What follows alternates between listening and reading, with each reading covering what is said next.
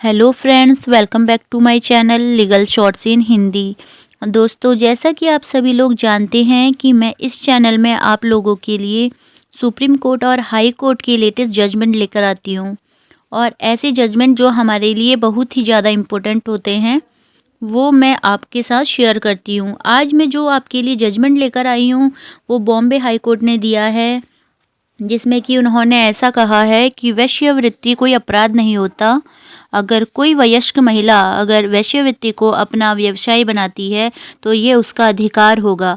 ये कहते हुए उन्होंने 3 यौन कर्मियों को सुधारक संस्था से रिहा करने का आदेश दिया।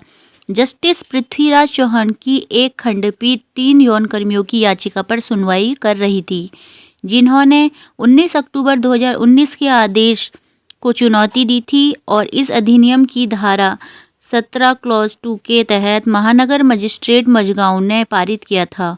साथ ही 22 नवंबर 2019 को अपर न्यायाधीश डिंडोसी द्वारा 2019 के आपराधिक अपील संख्या 284 को चुनौती दी गई थी, जिन्होंने 19 अक्टूबर 2019 के आदेश को बरकरार रखा। अगर हम इस केस के तथ्यों के बारे में बात करें तो शिकायतकर्ता पुलिस कांस्टेबल रुपेश रामचंद्र मोरे की मुफ्त सूचना पर एक जाल बिछाया गया था। मोरे को निजामुद्दीन खान नाम के एक व्यक्ति ने सूचना दी थी कि दलाल मलाड के एक गेस्ट हाउस में वेश्यावृत्ति के लिए महिलाओं को भेजता है। पीड़ित को एक यात्री गेस्ट हाउस के कमरा नंबर 7 से हिरासत किया गया था और आरोपी और 2 अन्य पीड़ितों को भी गिरफ्तार कर लिया गया और हिरासत में ले लिया गया था।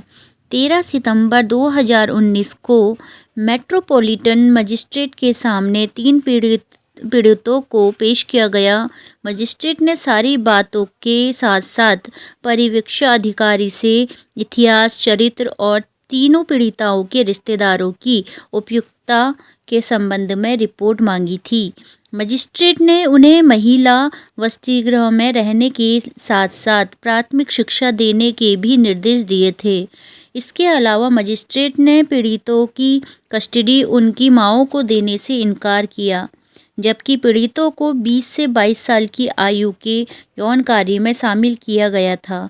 जांच अधिकारी संबंधित पुलिस कर्मियों की रिपोर्ट के साथ साथ मजिस्ट्रेट की पूछताछ में ये पता चला कि तीनों पीड़िताएं बेड़िया समाज की थी और इस समुदाय में ये प्रथा प्रचलित है कि लड़की को यौन प्राप्ति के बाद वेश्यावृत्ति के लिए भेज दिया जाता है। पीड़ितों के माता पिता इस बात से पूरी तरह अवगत थे कि पीड़ित वेश्यावृत्ति में लिप्त हैं, जिसका मतलब हुआ कि माता पिता खुद अपनी बेटी को पैसों के लिए वेश्यावृत्ति में लिप्त होने की अनुमति दे रहे थे और इसलिए मजिस्ट्रेट ने पाया कि ये सुरक्षित नहीं होगा कि पीड़ितों की कस्टडी उनकी माँ बाप को सौंप दी जाए। सभी तथ्यों और परिस्थितियों को ध्यान में रखते हुए इस अधिनियम की धारा 17 क्लॉज 1, 2, 3, 4 और 6 को अध्ययन करने के बाद तीनों पीड़िताओं को 19 अक्टूबर 2019 को 1 साल के लिए हिरासत में भेज दिया गया था। इस केस में बॉम्बे हाई कोर्ट ने ये देखा कि इमोरल ट्रैफिक प्रिवेंशन एक्ट 1956 में मजिस्ट्रेट को कानून की उचित प्रक्रिया का पालन करने के बाद इस प्रभाव में किसी अंतिम आदेश के बिना पीड़ितों को 3 सप्ताह से ज़्यादा की अवधि के लिए अभिरक्षा में रखने का अधिकार नहीं है।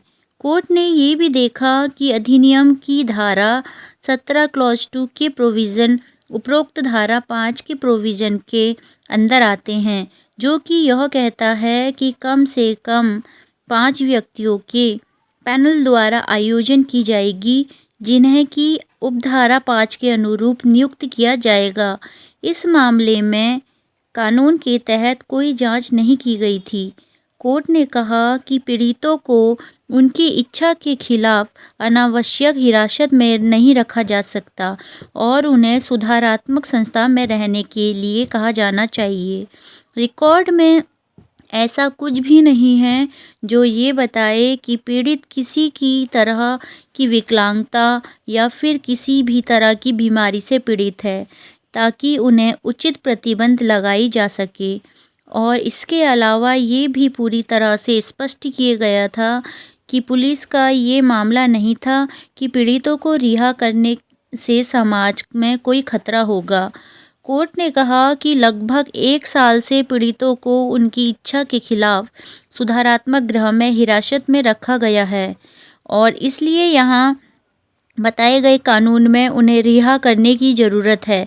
इसके अलावा अभी हाल में ही 21 सितंबर को सुप्रीम कोर्ट ने केंद्र और राज्य सरकारों को ये निर्देश दिए थे कि वो महामारी के कारण कई संकट से जूझ रही हैं यौन कर्मियों को भोजन वित्तीय सहायता प्रदान करें।